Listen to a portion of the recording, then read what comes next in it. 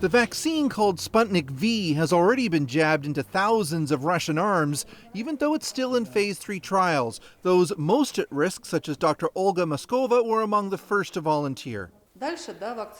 Later, the vaccine might be perfected, or maybe there will be other vaccines, but right now, she says, this is the right thing to do. The clinic our crew visited is planning to vaccinate 60 people a day, and there are 70 such clinics around Moscow.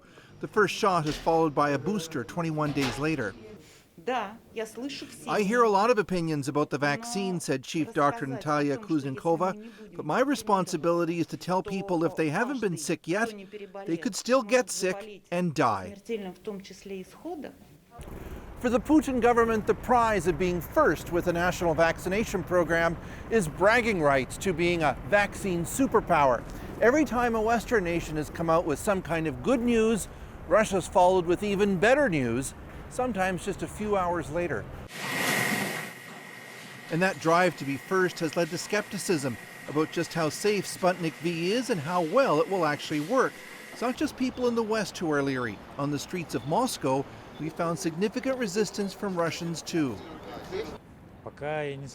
I don't totally trust this vaccine, he said. The trials usually take many years. Here, it's too fast. There's hardly been any time given to test it properly. One doctor we spoke to said only 20% of his patients were prepared to get jabbed right away. Most want to wait and see what happens to those who get it first. But Russia can't afford to wait. COVID cases are still surging, and with authorities balking at lockdowns to control the outbreak, getting massive public buy-in for the new vaccine is essential. Chris Brown, CBC News, Moscow.